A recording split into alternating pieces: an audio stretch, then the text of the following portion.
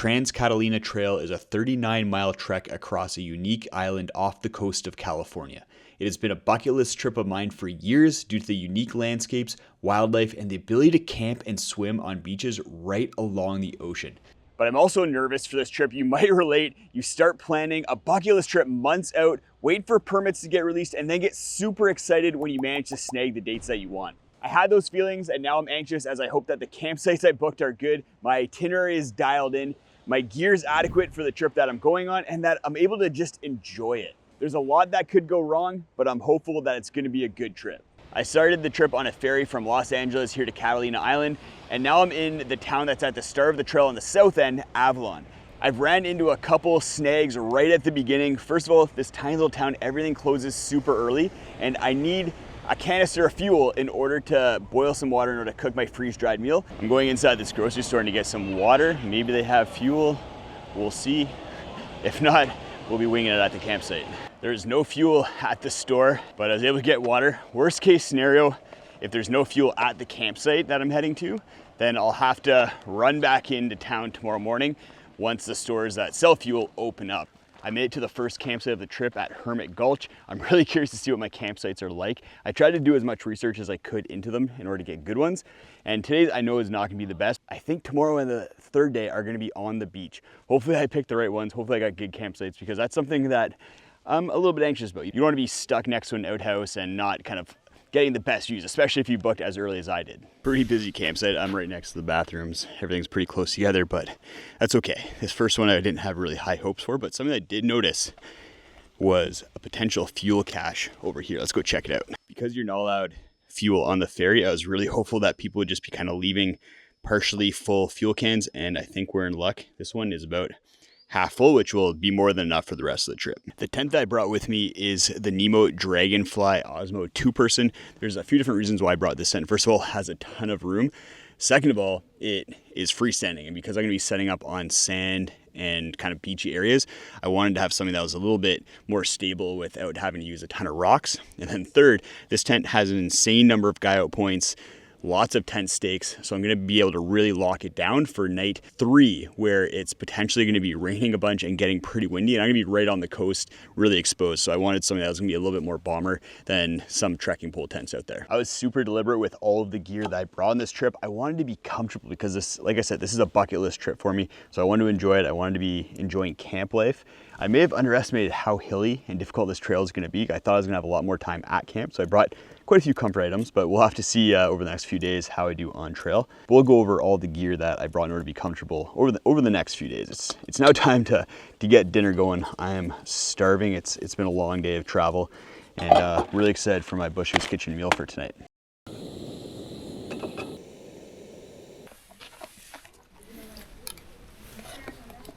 The sun is starting to set, so I'm gonna have my Sour Patch Kids and just kind of enjoy the evening, get to bed early because tomorrow is when the real challenge starts. I have a feeling that this trail is gonna be a little bit more difficult than I expected, but hopefully just as enjoyable and beautiful. Good morning. I'm waking up pretty early, 6:30, get an early start on the day because I checked the map last night. I have more mileage and elevation than I thought, 17 miles and just quite a bit of elevation gain. You may have noticed that I moved my tent site. I used to be up there. I moved down here because I wanted to be under this tree. And the reason for that is because I knew there was gonna be clear skies last night. And with that, you could have condensation issues. So the tree provides a little bit of protection from the cold sky, and my tent, no condensation issues at all, whereas I can see some of the other tents around are having a little bit of problems. For breakfast this morning, having my famous oatmeal with chocolate chips and dehydrated fruit in these rugby bags. Love these for storing my homemade oatmeal. I just eat it cold because I'm a little bit of a weirdo that way. And then a nice thing about these campsites is they're pretty full service. There's showers and bathrooms, so I'm not gonna be having to dig cat holes or do anything like that. I won't be able to get to use my backcountry bidet, which is a little bit unfortunate. You get a little bit cleaner that way. But I did bring wet wipes in order to just make sure everything's nice and tidy down there. While there's no water on the trail, each of the campsites have fill-up stations, and luckily I passed through a campsite in another spot today where I'm gonna be able to fill up water. So I'm not gonna have to fill up my Sea of Summit water cell, which has a 6-liter capacity, and carry that extra weight. But on day 3, I'm definitely gonna be needing that, and it's gonna be a tough day.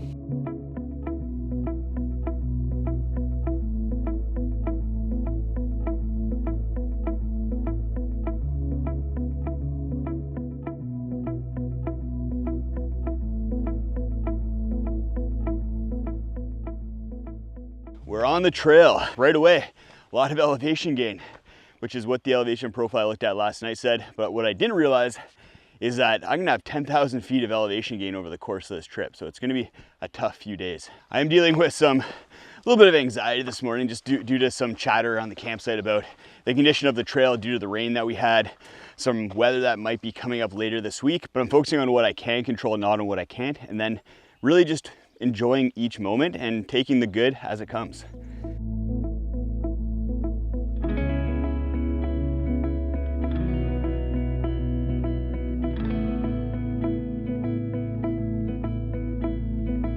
There are two things that I'm realizing as I'm hiking up this hill. First of all, hiking at sea level is awesome. Second of all, I'm gonna be super exposed once we get to the top and kind of are skirting the ridgeline for the rest of the day. And it is hot out. I'm gonna have to be careful that I'm drinking enough water and not exerting myself too much. But the next campsite's on a beach, so maybe I'll go for a swim. And I've heard that the sunsets from this next campsite are pretty phenomenal.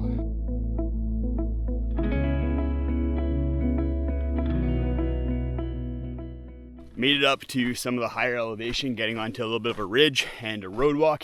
This trail kind of mixes up road walking with trail walking just because there's such a big network on the island, but we're getting into some phenomenal views here. Wow. You can see some snow-capped peaks over there, super cool.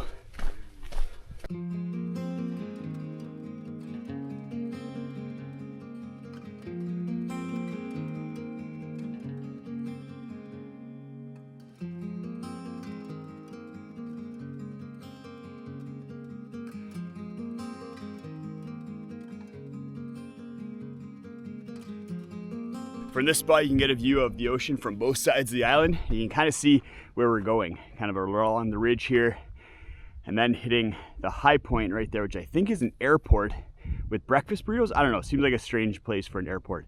And then we drop down to the other side of the island where tonight's campsite is. I'm a little bit blown away by this trip and how spectacular it is. It's kind of mind-blowing. Did I mention we might see bison on this trip? I'm pretty sure that's what that gate and this fence is for. I've seen bison once before in Banff National Park, but it'd be pretty cool to see them again on an island off the coast of California. They're not native here, but they're allowed to roam free, and it'd be pretty neat to see one or two or maybe an entire herd. We're back on the trail here after the road, and conditions are pretty solid. I think with a little bit of wind and sun yesterday afternoon and this morning, the trail dried up really nicely after the rain that they got earlier. So that's nice to see. I was a little bit worried about that. So we encountered a bison down there. He's right in the middle of the trail. Been around bison before for work, and they're usually not too keen to hang out. Hey bison, it's okay buddy. Just coming down the trail. Are you gonna move or are you just gonna hang out there? Do you mind moving a little bit? Little trail here that I'm gonna go around, okay? So we're just going around them. There's a little bit of a path around the bison. I think it's from the bison, so that's okay. And we're just gonna head back down to the road down there. That was pretty cool seeing the bison, and got pretty close. It did not care, and I was not getting any closer.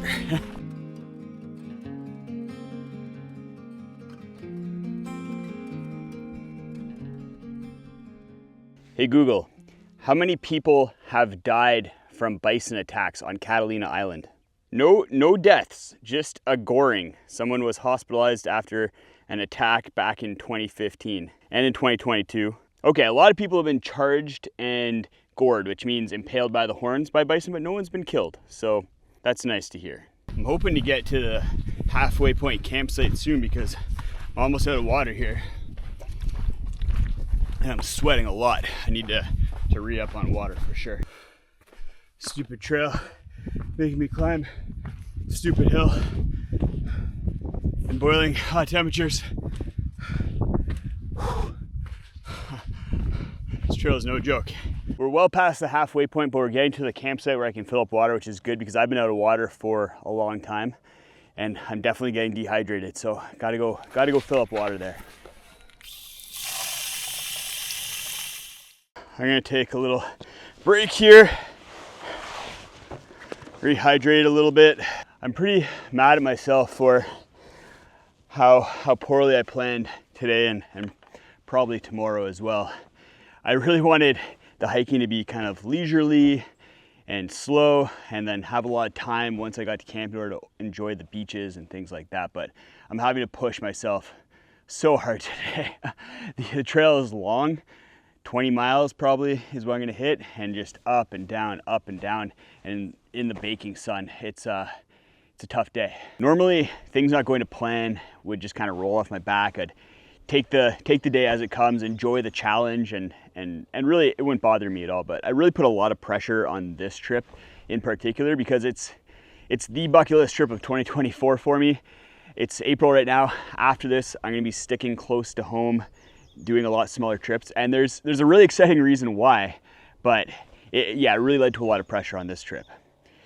The reason why is Steph and I are expecting a baby girl at the end of August, and it's gonna change my life. This is the first time I'm announcing it in a video, but I'm super excited to be a dad, and it's gonna be a new adventure. It's gonna be just so excited, over the moon. I need to eat some food because normally I don't get emotional talking about this, but right now I am. I still have quite a ways to go. It's just past noon right now. Hopefully if I really push it, I can get to camp kind of late afternoon and still enjoy the beach. This campsite is supposed to be pretty phenomenal. Just demolished a liter of water. Let's get back at it. The Catalina trail isn't gonna hike itself.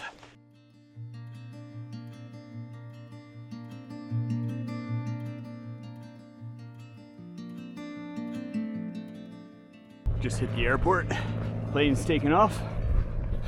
A little late for a breakfast burrito, so gonna skip that and just head straight to the campsite.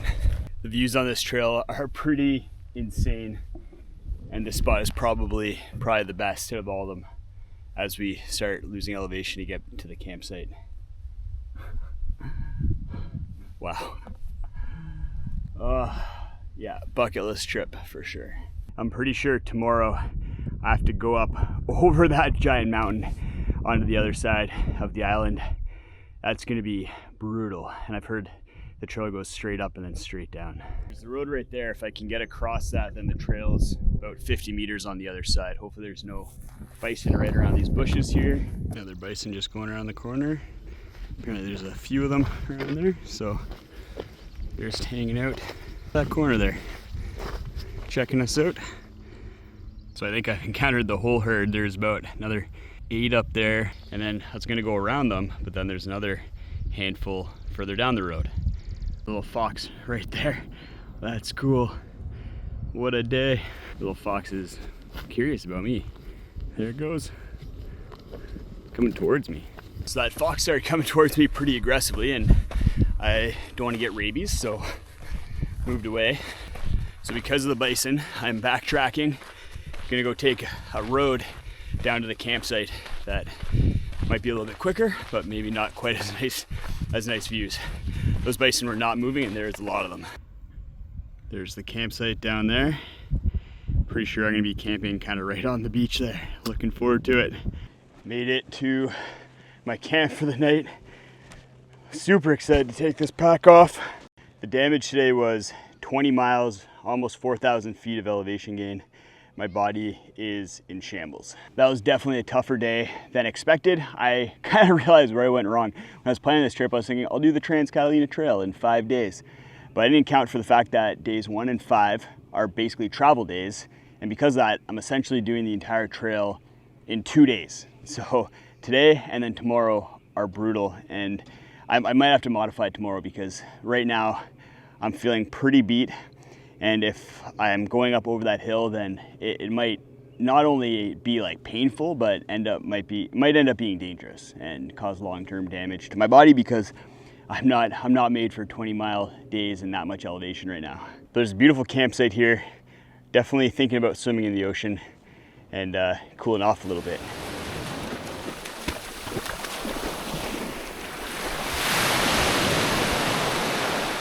Even though my body's in shambles, this right here is worth it. Getting to jump in the Pacific Ocean kind of cooled me off, rejuvenated me, and now just basking in the sun on the beach. It's Like, where else do you get to backpack to this kind of destination and see the kind of views that we saw today, the wildlife?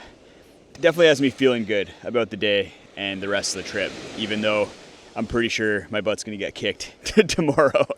Came down to the beach to enjoy my dinner. I'm not used to such busy campsites, so wanted to come down here and kind of get away a little bit, enjoy some solitude. I get out here to enjoy peace and quiet and the solitude, so I really enjoy when the campsites can provide that. The sun is going down quickly here. I think tomorrow will actually have like a really good sunset from tomorrow's campsite. I took a look at the map, and there is a way to get to tomorrow's campsite that's a little bit easier than the way I thought I was gonna have to go.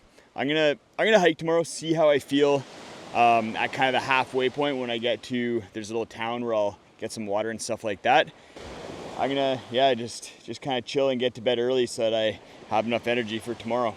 Good morning. I tried to get a quick start this morning. I ate breakfast, packed up as best I could, but there's a lot of condensation on my tent, so I waited for the sun to come up and let that dry out a little bit, just so I'm not carrying that extra water weight and then dealing with a wet tent at camp. My body is pretty sore. Yesterday kicked my butt, which has me worried for today because we gained a lot of elevation, the most elevation of the entire trip. You can see the campsite's right there. I'm already starting to gain elevation. And then the second part of the day is where we're supposed to be going up to the highest point. And for what I've heard, it's straight up and then straight down, really hard on the knees and legs. But based on the map, I might be able to go in an opposite direction on the Catalina trail and avoid doing that insane elevation gain today and postpone it until tomorrow.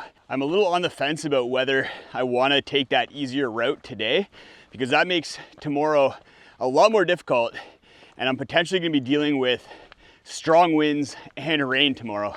I'm not sure I want to be on top of a mountain in rain, especially a mountain that's known for being slippery and kind of treacherous. The first half of today, I've been told, is one of the most beautiful parts of the entire trail.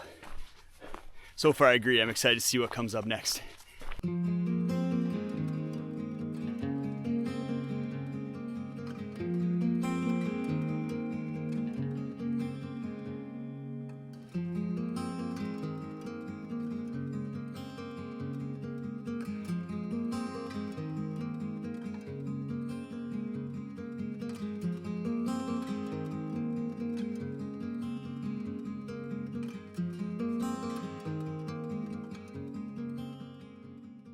I made it to the high point for the morning. These are probably the nicest views I've ever seen anywhere. This is insane. I got ocean all around me, beautiful green hills, a mountain over there that I might climb this afternoon. That'd be the high point of the afternoon over there, but it's looking pretty intimidating right now. Definitely need to do a summit dance up here. Woo!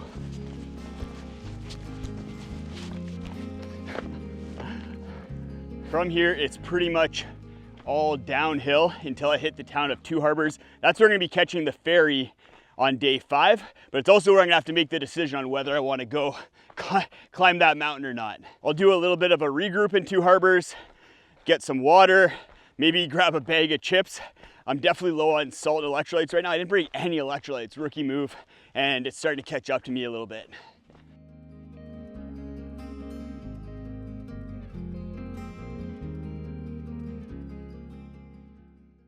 At Two Harbors, there's the ferry that I'm gonna be catching in 2 days back to Los Angeles.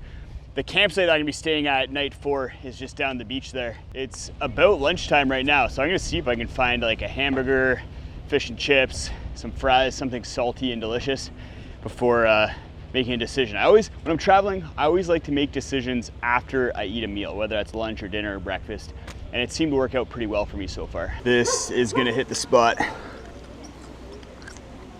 I douse the fries in vinegar and salt. When you're on the ocean, you gotta get fish and chips, right? Got some tartar sauce here. Oh, it's a nice little treat midway through the day. I mentioned that I forgot electrolytes. A little hack is you can just take salt. I got a bunch of salt here from the restaurant. Add it to your water, and then a little bit of lemon also adds a little something to it. This should really help out with the second half of the day. Before I go get water, let's see if this general store has any tasty treats. Got some salt and vinegar kettle chips. It's gonna be delicious at Parsons campsite. Got my water filled up about 5 liters. That should be good with the 2 liters that I have in my water bottles. I really just don't want to carry more weight than I need to. And this is where I'm at a decision point.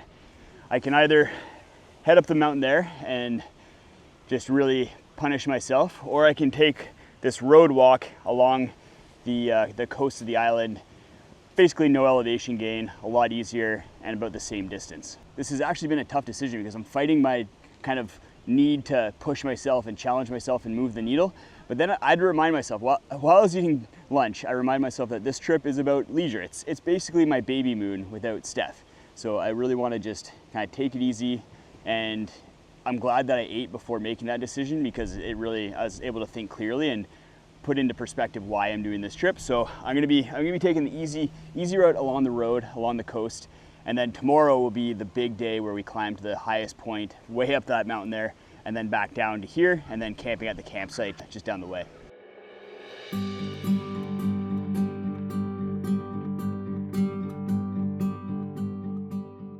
Proud of myself for the decisions that I made today. Normally I'm a pretty serious hiker, objective focused, and I have troubles kind of letting go of that and allowing myself to have fun. So proud of myself for stopping for lunch, and I'm so thankful that I didn't go up over the mountain because my pack has like 50 pounds in it right now, and it's at the limit of what the Kakwa can carry. Even just walking this flat road, my body's having some troubles. And it's not like this road isn't beautiful in its own right, especially for a landlocked guy like me. Being next to the ocean like this for this long is pretty rare. Made it to the campsite, Parsons Landing. It's definitely windy, so hopefully that's not too much of an issue. The Dragonfly is made for wind, so I'm optimistic about that. Something that I wasn't expecting is that I blew through all my bottles of water, so all I have for the next 2 days essentially is that 5 liters that I have on my back. I'm a little bit hopeful that there's some water at camp. You can order water to be delivered there along with firewood, but I've heard that a lot of the time people leave extra water behind, so maybe I'll be able to grab some of that and not have to ration water. I'm gonna get camp set up, maybe go for a swim. I'm not quite sure yet. I'm probably gonna set my tent up right in this area, right behind this rock wall, because it provides quite a bit of protection. I could set up a little bit further back on the grass, but there's really not any less wind there, and at least there's a wall here. That was one of the big reasons why I brought a freestanding tent, was so that I could set up in this kind of area and not have to worry about using too many rocks. Pretty locked down, even with a vestibule door open. Something that I brought with me, just for this exact reason, was snow stakes. So I put these into the sand. They hold a lot better than regular stakes for these key guy out points. And then I also brought these line lock hook guy out lines. So I have one on the front and then one on the back. Basically there's this little hooks with line locks, so you can attach them to basically any guy out point, and then I have a loop on the other end, and you just tighten it off and you have a really easy, kind of versatile, modular guy out system. I like those line lock hooks a lot better than using what usually comes with the tent. A lot of the time I'm not going out in super windy conditions. I don't like dealing with those getting tangled up in the bag, just a pain in the butt. So this line lock hook system is just a lot better in my opinion. Ooh, pelicans, look, cool. I've enjoyed my chips. Those salt and vinegar chips definitely hit the spot. Got my sleep system all set up. I'm gonna eat dinner and then hopefully wait for the sunset to happen on the other side of this mountain. It might not, we might just catch the edge of it over there, but I'm anticipating a pretty sweet sunset. But before we potentially see that, let me share with you some more of the gear that I brought with me on this trip, because I brought a lot of gear in order to try and be as comfortable as possible, but I also brought a lot that I probably didn't need to. Let's start off with a chair. Every campsite has picnic tables, so I probably didn't need a chair. For this trip, I brought the Nemo Elite. So what's nice about this chair is that it comes with the ground sheet. It's actually really nice. I've been sitting on the beach and really enjoying it. Enjoying the bag of chips that I brought with me. Those were delicious. Definitely a win. But like I said, probably not needed on this trip. But what was needed was a sleep system. So I'm using the ZenBivy Ultralight sleeping pad. This is a pad that I've had about 10 nights on so far, but what I wanted to do on this trip was compare it to the REI Helix, because these two pads are probably the #1 contenders for ultimate comfort, and I wanted to A/B test them. That being said, in hindsight, I probably wouldn't have brought both of them because it's just extra weight that I did not need on this trip. For my pillow, I wanted maximum comfort as well, so I brought the Xped Mega Pillow, and then I'm using a quilt from REI. This is the new REI Magma 30 quilt. It's been performing great. It doesn't get super cold on the Trans Catalina, but it starts off really warm at night, so I'm able to kind of vent as needed, and then temperature drops about 10 degrees Celsius over the course of the night, and then I'm able to bundle up and be nice and toasty. You've seen my pack already, the Durson Kakwa 55. I needed a big pack in order to carry all the stuff that I brought with me, and the Kakwa 55 was up to that task. I did kind of push it up to its limits today with about 50 pounds, but it was still relatively comfortable. The other things I brought with me that were kind of comfort luxury items were my swimsuit and my towel that you've already seen in order to go swimming in the ocean. I also brought a pair of EVA Birkenstock sandals in order to wear around camp. They're not the lightest camp shoe out there, but they're great if you actually have to walk around, which I've been doing quite a bit. I'm feeling a lot better after kind of resting a little bit around camp, eating that bag of chips, drinking a lot of water, although I'm down to my last 2 liters of water. So I might just go around and ask people a little bit later, see if they have any extra, because 2 liters isn't enough for the rest of today, tomorrow morning, and tomorrow. So let's eat some dinner and watch this sunset. It doesn't look like the sun is gonna set in the right spot in order to get a good view of it going below the horizon, but I am getting some awesome views of pelicans. This is like the 3rd or 4th giant flock of pelicans that have gone by, and they're pretty cool. I'm hoping the wind doesn't pick up too much tonight. It's slowly been building over the course of the evening. I am pretty sheltered. I have a good tent for the wind, but if it gets up to 40, 50 mile per hour winds, then I'm gonna be in for an interesting night. But I'm in a good mindset right now, better mindset than I have been at times over the last couple of days, so that's good. Gonna get a good night's sleep, and we'll see you guys in the morning. Sleeping in so I can get a good night's rest before the huge climb that I have this morning. The clouds around me are looking pretty ominous. So I got all my gear packed up inside my tent, packed my tent up, and I'm ready to go because it could rain at any point today. That's what the forecast is calling for. So I wanted to have everything kind of ready to go in case it does. I can just either throw it inside the bear locker or pack it up and then start hiking. I'm eating my breakfast, gonna go have my morning poop, and then hit the trail and tackle what people have been building it up quite a bit. So it's touted as the toughest part of the trail, the highest part of the trail, and kind of the crux of the entire Trans Catalina. I'm feeling really good right now. My body's feeling great, well rested. I did a lot of stretching and massaging yesterday, and that's helped out a lot. I also just feel recharged based on this campsite. It's by far my favorite campsite of the entire trip. A lot of solitude. I had no one on that side of me. All the campsites are really spread out, so I was able to just get that kind of like alone time and just recharge. It was really nice, and now I'm ready to go. It's not raining quite hard enough for rain jackets, so I'm just gonna start hiking. When it's just kind of sprinkling like this, my body produces so much heat, especially when going uphill, that it just evaporates any rain that does fall on me. The rain let up a little bit, which is a good thing and a bad thing. The good thing is that it's a lot nicer to hike in sunny weather when it's not raining, especially if you're hiking up to high elevation where there might be some views. The bad thing is that I kind of planned on it being overcast and not too hot out. So I didn't fill up on any water at the campsite back there. So I only have a liter in order to get me over the next 8 miles to 2 harbors.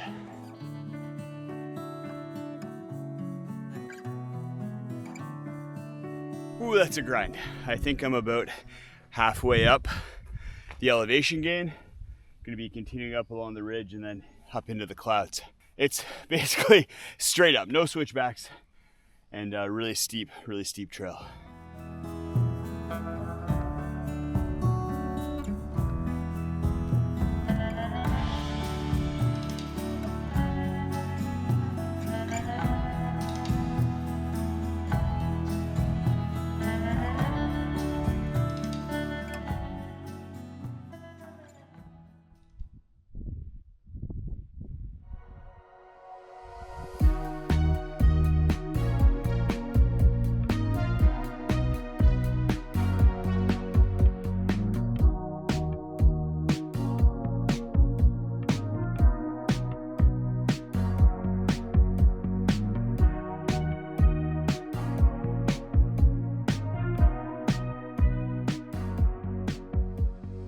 I made it to the high point of the day, of the trip. It's all downhill from here to town.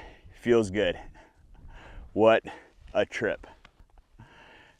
Catalina Trail, you delivered, that's for sure. That was definitely a bucket list trip to remember. I wish Steffi Poo could have been here with me, but we'll have to come back and hike it again. Maybe as a family with our baby girl. That sounds pretty amazing. If you do want to see a bucket list trip that I got to do with Steffi Poo, go check out this video right up here. It's 8 days on the Tour de Mont Blanc in France. Definitely a bucket list trip that if it's not on your list, add it right now.